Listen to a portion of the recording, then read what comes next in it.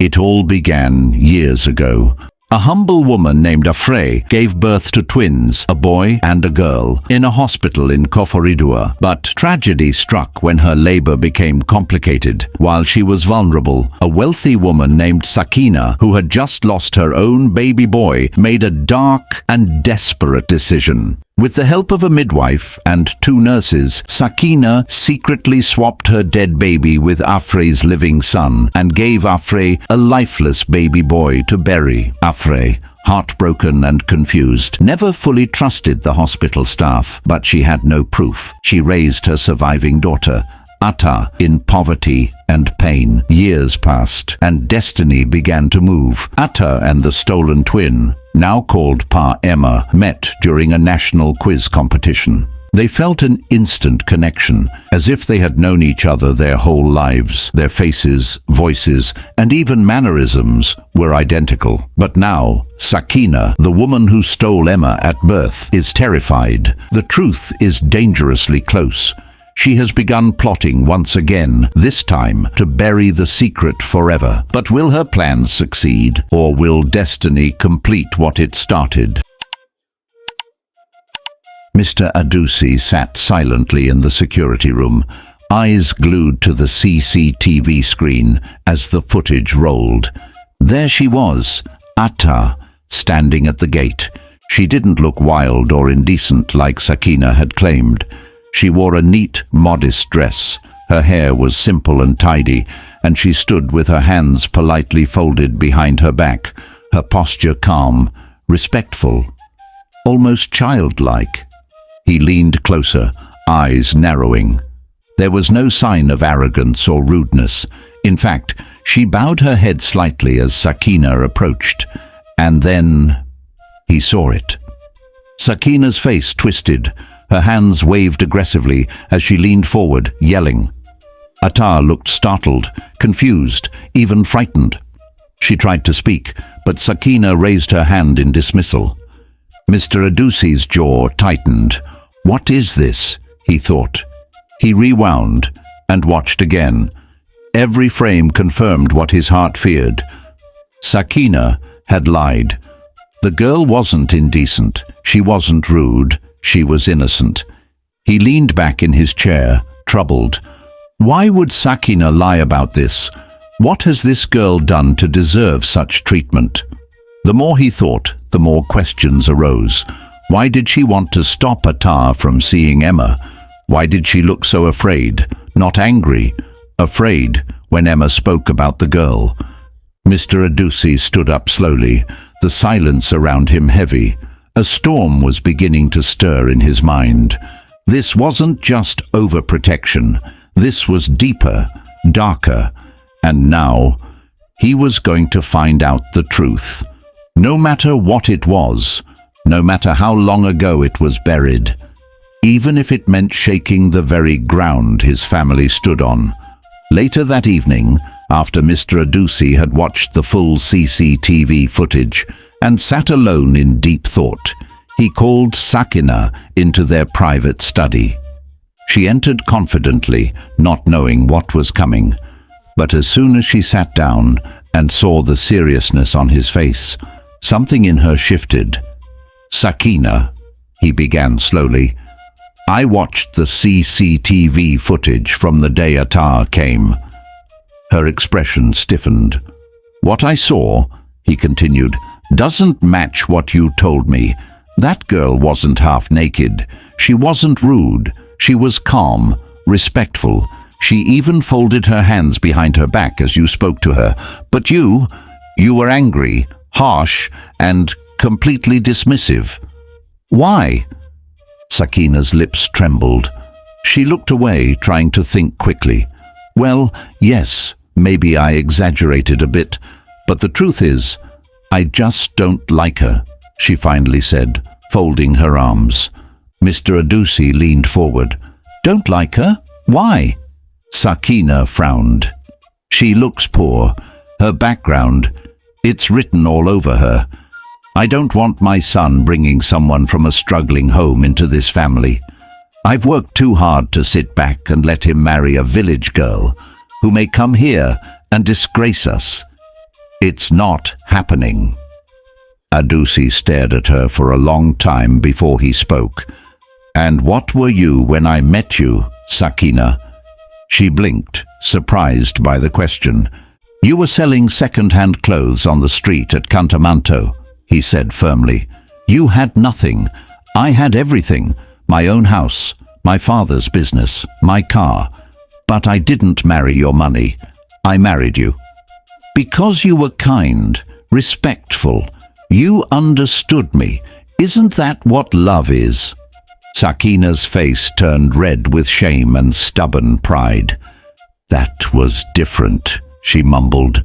No, it wasn't, he replied. The only difference is now you've forgotten where you came from. She stood up angrily. Well, I won't accept her. I don't care if you defend her or if Emma keeps dreaming about her. She is not entering this house again. I said what I said. Mr. Adusi looked at her in disappointment. You can reject her all you want. He walked past her in silence, leaving Sakina alone with her shame, fear, and the ticking sound of destiny closing in. Emma couldn't sleep.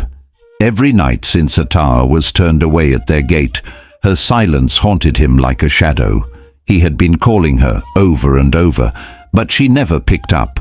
Not a single message was returned.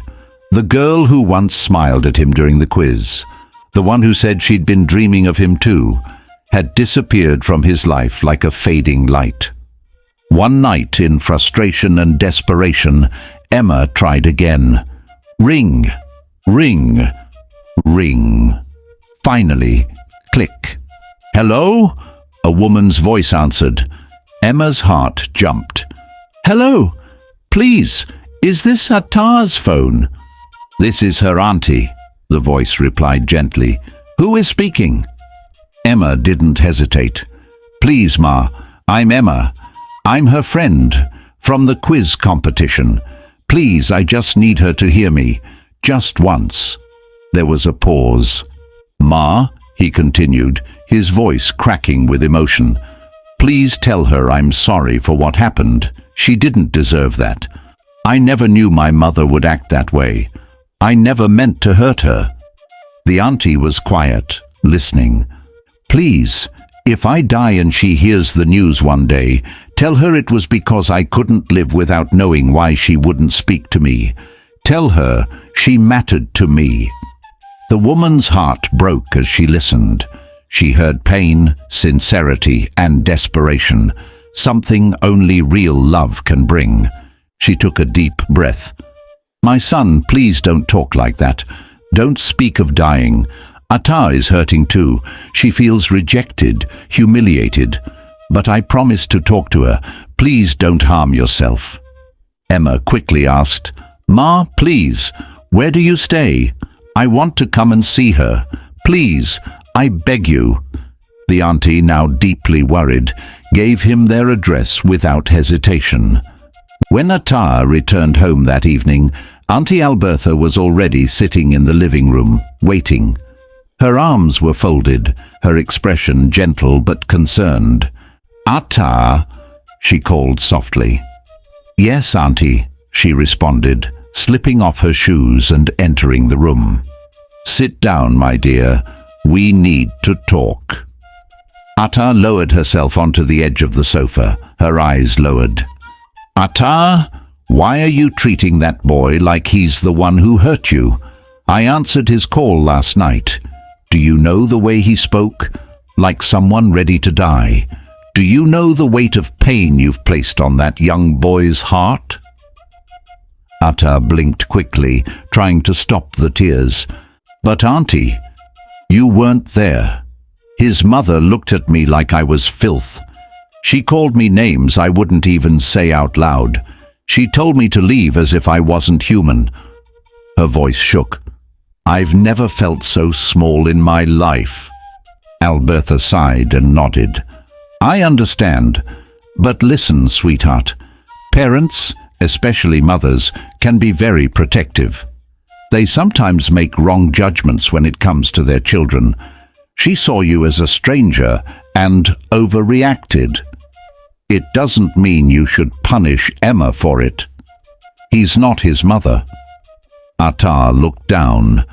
Her aunt continued, "You're young. So is he. Maybe she's just trying to prevent the two of you from getting too close and making choices that could affect your future. But still, the way she handled it was wrong." She paused, then looked at Atta with serious eyes. "By the way, I gave him our address." Atta gasped. "What? Why?" "Because the way he spoke. It scared me. He sounded broken. He said if you never spoke to him again, he didn't want to go on living. I couldn't sit by and do nothing." That following Saturday, Emma gathered the courage and approached his father in the morning. "Dad," he said quietly, "I want to go and visit Atta. Please, I need your blessing." Mr. Adusi looked up from his newspaper and paused. Then, to Emma's surprise, he reached into his pocket, pulled out some cash, and placed it in Emma's hand. "Take this," he said. "Buy fuel, and when you get there, tell her I said hello, and I'm sorry." Emma blinked.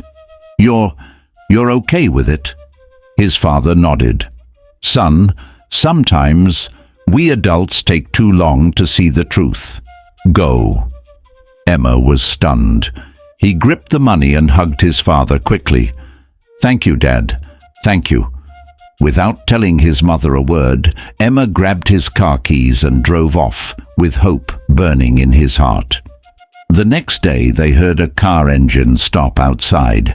Atta stood up instantly, heart pounding. She peeked through the curtain. It was Emma. She didn't wait. She ran barefoot across the compound and opened the gate. And there he stood. They locked eyes, and without saying a word, they rushed into each other's arms. Atta held him tightly, and Emma held her even tighter. Tears poured freely down both their cheeks. "I missed you," she whispered. "I thought I lost you," he breathed. Inside the house, Auntie Alberta came to the door, stunned. Her eyes widened as she looked at them, really looked at them. Same height, same skin tone, same voice, same walk, same fingers, same smile. Even the way their tears rolled down was identical. She covered her mouth in disbelief. "Oh my God," she whispered. They're like twins." Something inside her stirred. This wasn't just a resemblance. This was blood. Auntie Alberta stood at the doorway, her mouth slightly open, eyes moving from Emma to Atta and back again. She had seen many resemblances in life, but this was beyond anything she could explain. Atta, still wiping tears from her cheeks, smiled and said, "Auntie, this is my friend Emma, the one I told you about." Alberta stepped closer, staring intently. "Friend? My dear, you two don't just look alike. You look like twins." Emma laughed gently, glancing at Atta. "People have been saying that since the quiz." "Yes," Atta giggled. "Even our teachers joked about it." But Auntie Alberta wasn't laughing. Her eyes scanned their features. Same nose, same eyebrows, same gentle eyes, even the same exact way their front teeth showed when they smiled. Something in her heart whispered, "This is not just coincidence." She took a deep breath. "Let me make you both something to eat. But we'll talk more about this, much more." Later that afternoon, the two teens sat in the small garden, laughing, talking, and taking pictures and videos together. They made goofy faces, tried filters, and even recorded a short clip of themselves speaking at the same time. Voices nearly identical. "People are going to think we're related," Atta said through laughter. "Maybe we are," Emma joked, half serious. Meanwhile, back at the Adusi household, Sakina returned from Makola market with 2 baskets in her hands. As she entered, she asked, "Where is Emma?" Her husband, sitting with a cup of tea, responded calmly, "He went to visit his friend, Atta." Sakina stopped mid-step. "You allowed that?" Mr. Adusi stood up slowly. "Sakina, what is wrong with you? Why are you so obsessed with stopping this boy from seeing that girl? She's not—" "Don't," he cut her off sharply. "Don't speak ill of that girl again. You lied. You made up stories to paint her black, and now you want to keep hurting your own son. Why? What are you so afraid of?" Sakina's lips trembled, but she said nothing. Her husband shook his head and walked away. "Let him be, Sakina. Please." She stood in the middle of the living room, clutching her basket, her chest rising and falling. The truth was breathing down her neck now. Her husband had begun asking questions. Atta had come too close. She was desperate, and desperate hearts make dangerous decisions. That night, as she sat alone in the bedroom, her hands trembled. "If the truth comes out, I'll lose everything." A plan began to form in her mind. Bury the truth. Make sure no one finds it. Ever. When Emma returned home that evening, it was already late. He parked the car quietly and tiptoed into the house, heading straight to his room. He was emotionally drained, but at peace. The hug from Atta, the shared laughter, and the tears of reunion still lingered warmly in his heart. Unknown to him, Sakina had been watching. She had stayed up, pretending to be asleep, but the moment she heard the front door close, she got up quietly and peered through the curtain. She saw Emma's shoes by the entrance and sighed in silent relief. The next morning, she acted as though nothing had happened. Smiling softly, she walked into Emma's room where he was folding his clothes. "Pa, Emma," she said sweetly, "your father told me you went to visit your friend yesterday." Emma paused, nervous. "Yes, Ma." Sakina walked in slowly, keeping her tone gentle. "I hope she's fine." "Yes, she's doing well," Emma replied, trying to read her face. Sakina nodded. "Listen, I'm really sorry for how I treated her the other day. I was wrong. Please, when you talk to her, tell her I said sorry. She's welcome here any time." Emma blinked. "Really?"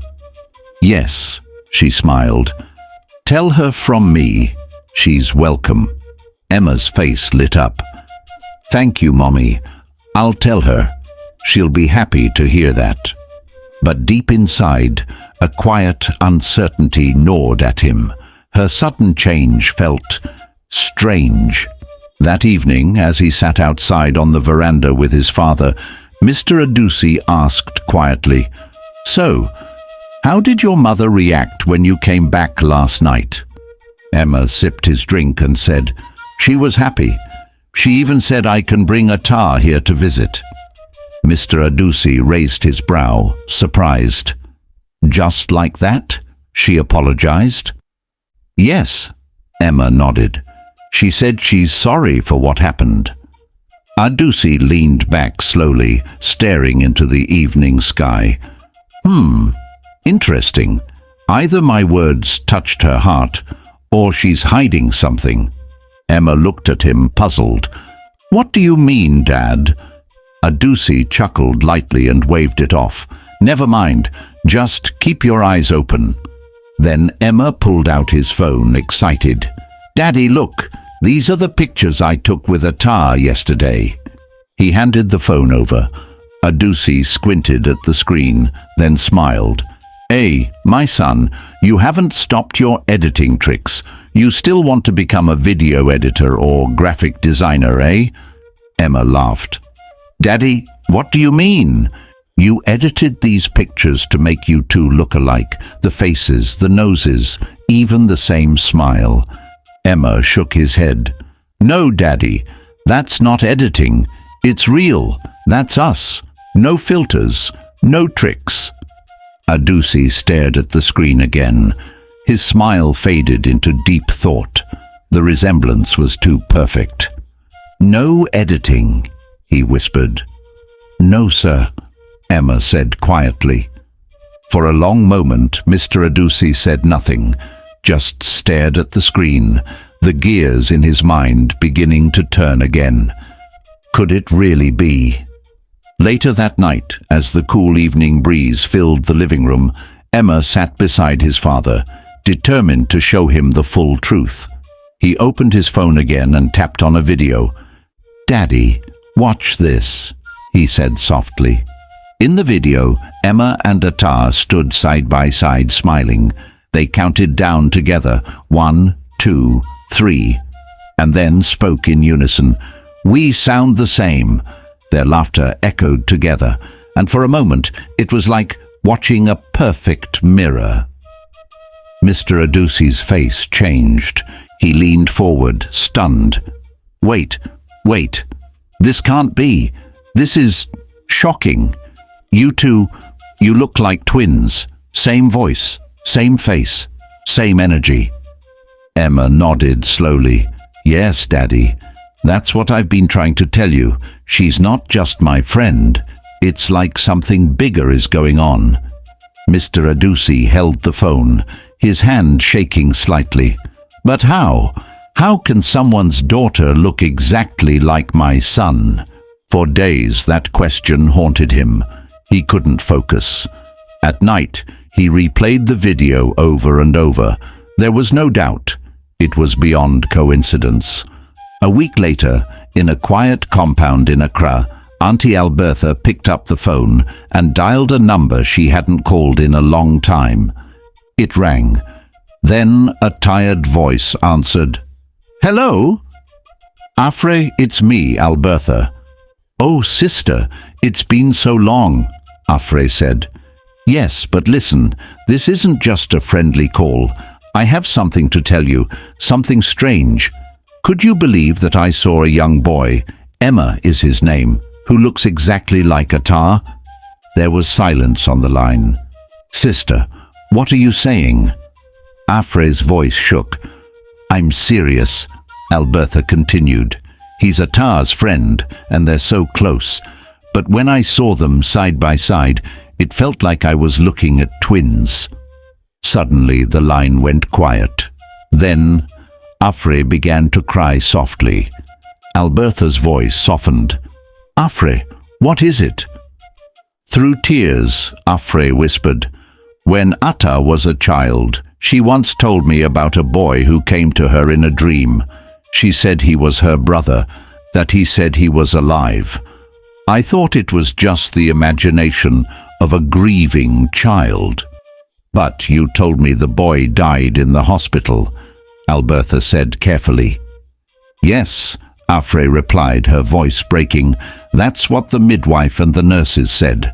They handed me a lifeless baby and told me my son didn't survive. I cried and buried him. But deep in my heart, I never trusted them. Something didn't feel right." Alberta held her breath. "Sister, what if they lied?"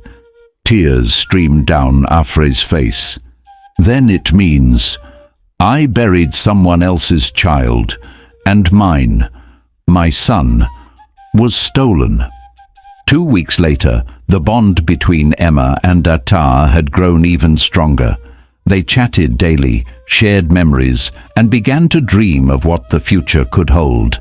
Emma had already told Attar how much his mother had changed, how desperate she was to make peace and meet her again. "Are you sure?" Attar asked one evening. "Yes," Emma said, holding her hand. "She told me herself. She regrets everything. She said she wants to welcome you properly this time." After some hesitation, Attar agreed to visit. That Saturday afternoon, she arrived at the Adusi residence with hope in her heart. When the gate opened and Sakina stepped out, Attar froze, unsure of what to expect. But to her surprise, Sakina smiled warmly.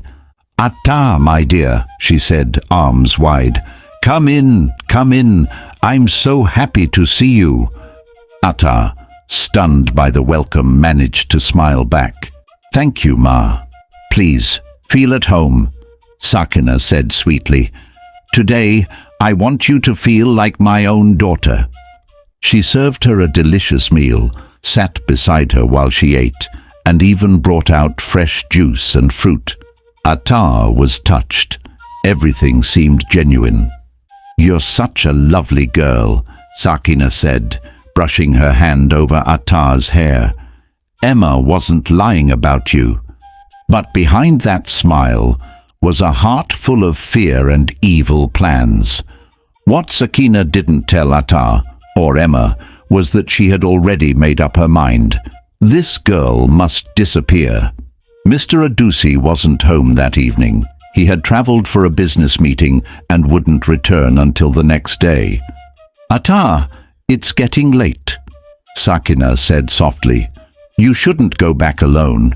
Don't worry, I've already ordered an Uber for you. The driver will take you straight home." "Thank you so much, Ma," Atta said gratefully, feeling safe. Within minutes, a sleek black car pulled up at the gate. Sakina walked her out and waved with a smile. "Take care, dear. Tell your aunt I said hello." Atta got into the car, smiled at the driver, and closed the door. But something felt off. The driver never greeted her. He just started the car silently and pulled away. Meanwhile, Sakina stood at the gate, her smile slowly fading. Her eyes turned cold as the taillights disappeared into the distance. That was no Uber. It was the man she had paid, not to drive Atta home, but to kill her quietly and bury the truth forever. But destiny has its own plans. As we await the next episode, what will become of Atta? Will she survive the deadly trap that Sakina has set in secret? Will the truth be buried forever, or will destiny rise, even from the darkest shadows? Will Emma discover what his mother has done before it's too late? And will the hidden bond between two souls finally be revealed to the world? As we await the next powerful episode of Ananse Web of Tales, we want to thank you, our amazing viewers, for your time, your hearts, and your support. We appreciate every like, every comment, every share, and every subscription. You are the heartbeat of this story. Please tell us where you're watching from, your town, your village, your country.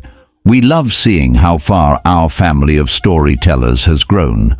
And may this story remind you, no matter how dark the plot, truth will always find the light. No matter who schemes in secret, their plans will fail. May you and your family be delivered from every unseen enemy.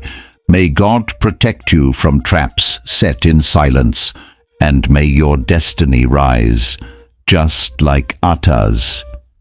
Amen.